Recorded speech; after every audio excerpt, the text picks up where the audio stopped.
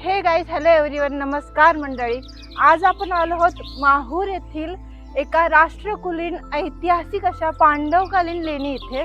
खरं तर ह्या लेणीमध्ये तुम्ही बघू शकता बरेच खांब आपल्याला दिसतात. एकूण हे 12 खांब आहेत आणि प्रत्येक खांबाचं असं एक वैशिष्ट्य आहे आणि ही संपूर्ण एका दगडात कोरलेली लेणी आहे. आतमध्ये जाऊन आपण थोडी लेणी एक्सप्लोर करूयात. ह्या लेण्याचा संपूर्ण इतिहास मी आज एक्सप्लोर करणार आहे, तर व्हिडिओ शेवटपर्यंत नक्की बघा. कधी कधी प्रवास हा फक्त एका ठिकाणी पोहोचण्यासाठी नसतो मित्रांनो, तो असतो स्वतःला शोधण्यासाठी. आणि अशाच प्रवासात आपण निघालो आहोत डोंगराच्या कुशीत वसलेल्या इतिहास आणि अध्यात्म आणि निसर्ग यांचा अद्भुत संगम असलेल्या माहूर येथे असणाऱ्या पांडव लेणी येथे. समोर दिसणारे हिरवेगार डोंगर, पक्ष्यांचा मधुर आवाज आणि ढगांमध्ये हरवलेले हे प्राचीन अवशेष, या शांततेमध्ये हजारो वर्षांचा इतिहास दडलेला आहे मित्रांनो. तर आजच्या ब्लॉग मध्ये आपण या लेण्या एक्सप्लोर करणार आहोत. ही लेणी डोंगरांच्या कुशीत वसलेली आहे. इतिहासकारांच्या मते या लेण्या बौद्धकालीन असून त्या 1500 ते 2000 वर्ष जुन्या असाव्यात. खडकात कोरलेल्या या लेण्या त्या काळातील उत्कृष्ट स्थापत्य कलेचे उदाहरण आहे. लेण्यांच्या भिंतींवर जर तुम्ही बघाल तर इथे आपल्याला बौद्ध देवदेवतांची शिल्पे, स्तूप आणि विविध प्रतिकात्मक कोरीव काम करण्यात आलेले दिसून येते. आणि तसंच ह्या लेण्यांविषयी जास्त माहिती सुद्धा उपलब्ध नाहीये. मला थोडीफार विकिपीडियावरती आणि गुगलवरती जे काही भेटली फार कमी माहिती उपलब्ध आहे. आजही माहूर लेण्या भारताच्या समृद्ध बौद्ध परंपरेचे प्रतीक म्हणून ओळखल्या जातात. इतिहासप्रेमी तसेच आध्यात्मिक पर्यटकांसाठी एक प्रेरणादायी स्थळ हे ठरू शकतं. तसेच या लेण्यांची टिकाऊ रचना, सुसूत्र कोरीव काम हे तत्कालीन कलाकारांच्या कौशल्याचं उत्तम उदाहरण आहे असं जाणवतं. तुम्ही हे बघाल तर हे दाराच्या लेफ्ट आणि राईट साईडला आपल्याला सुंदर विष्णूंचं शिल्प कोरलेलं दिसतं.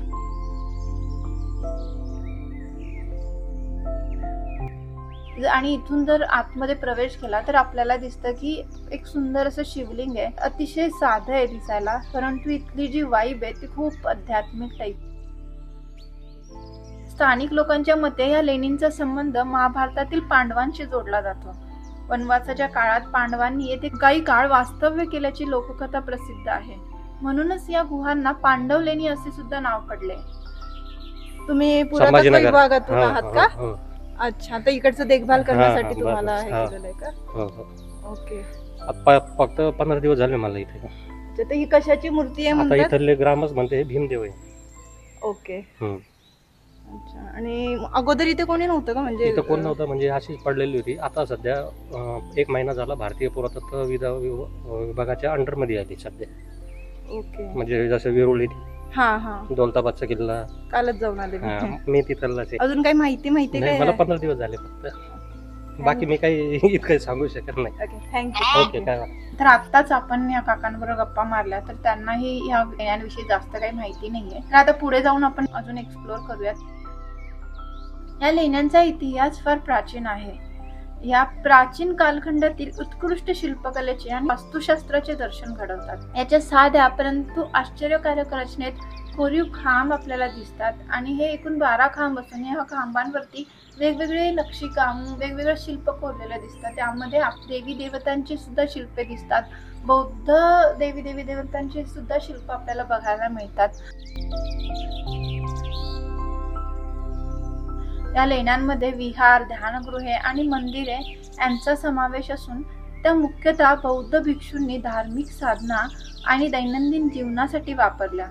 या लेण्यांची रचना साधी असूनही त्यात कार्यशीलता आणि आध्यात्मिक समरसतेवर भर दिला गेलेला आपल्याला दिसतो. या लेण्यांमधील सर्वात उल्लेखनीय वैशिष्ट्य म्हणजे लेणे ज्यामध्ये अतिशय सुंदर आणि बारकाईने कोरलेली शिल्पे तसेच देखणी सभामंडपे आढळतात.